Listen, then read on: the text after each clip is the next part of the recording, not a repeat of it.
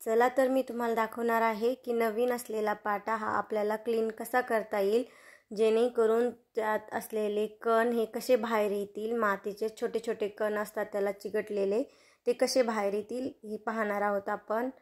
इथे मी गावाला गेले होते ना, तेव्हा मी पाटा आणि वरवंटा आणलेला आहे।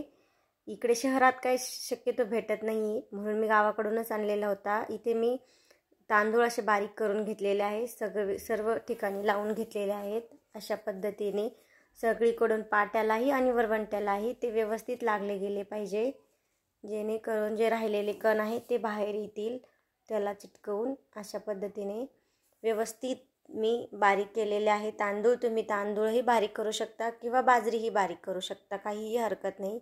बारीक झाल्याच्या नंतर सगळीकडून ते व्यवस्थित चोळून घ्यायचे आहेत।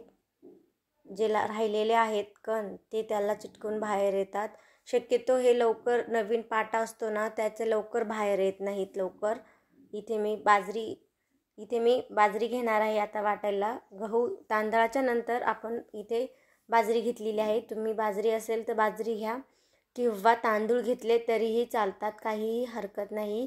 इथे बाजरी अशाच तांदळासारखीच वाटून घ्यायची आहे, सेम प्रोसेस आहे।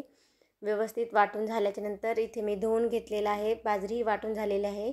धुतल्याच्या नंतर मी थोडेसे इथे शेंगदाणे घेतलेले आहेत, जेणेकरून ते चिकट असतात ना, ते राहिलेले कण त्याला चिटकून परत बाहेर येतात, म्हणून मी इथे शेंगदाणेही बारीक केलेले आहेत।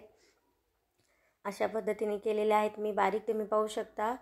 सर्व ठिकाणी लावून घ्यायचं आहे, कुठेही शिल्लक जागा ठेवायची नाही आहे। सगळीकडून असं फिरवून घ्यायचं आहे। चिकट असतं ना, ते त्याला चिटकून सगळं बाहेर येतं। इथं मी धुवून परत पुसून घेतलेला आहे पाटा। अशा पद्धतीने सर्व ठिकाणी धुतलेला आहे मी सगळीकडून आणि सुक्या फडक्याने ते पुसून घेतलेलं आहे मी। असं सगळीकडून ते एकदम कोरडा करून घ्यायचा आहे, पुसून घ्यायचा आहे। आणि इथे आता सगळ्यात महत्त्वाची टिप्स आहे ती म्हणजे सगळं धुवून झाल्याच्या नंतर आपण त्यावरती काय लावायचं। तर इथे मी हळद आणि तेल घेतलेलं आहे वाटीत, ते आपल्याला सर्व ठिकाणी लावायचं आहे। पाट्याला आणि वरवंट्याला हे सगळीकडून लावून ठेवायचं आहे, व्यवस्थितपणे लावायचं आहे, जेणेकरून ते व्यवस्थित मुरतो तो पाटा। अशा पद्धतीने लावायचा आहे, सगळीकडून फिरवून लावायचा आहे आणि रात्रभर हा असाच मुरायला ठेवायचा आहे। रात्रभर याला असंच लावून ठेवायचं आहे आणि सकाळी उठल्याच्या नंतर आपण त्याला कोमट पाण्याने व्यवस्थित धुवून काढायचं आहे। इथे असं लावून ठेवलेलं आहे व्यवस्थित, जिथे वरतीही राहिलं होतं माझं तिथेही मी लावलेलं आहे। सगळीकडून मी लावून घेतलेलं आहे आणि मी याला आता रात्रभर असंच ठेवणार आहे आणि सकाळी उठल्याच्या नंतर मी ते व्यवस्थित धुवून टाकणार आहे। हे पहा व्यवस्थित लावून झालेलं आहे आणि आता मी हा ठेवलेला आहे असाच पाटा वरवंटा। आणि तुम्हीही असंच करा, जेणेकरून राहिलेलं सगळंही त्याला चिटकून राहायचं नाही, बाहेर येईल पटपट ते। हे पहा झाले, थोडंसं राहिलं होतं तेही मी लावून घेतलेलं आहे। वरवंट्याला जास्त लावायचं आहे, पाट्याचे थोडंसं निघून जातं पाट्याचं, पण वरवंट्याला जास्त लावायचं आहे। लावून झालेलं आहे माझं इथे।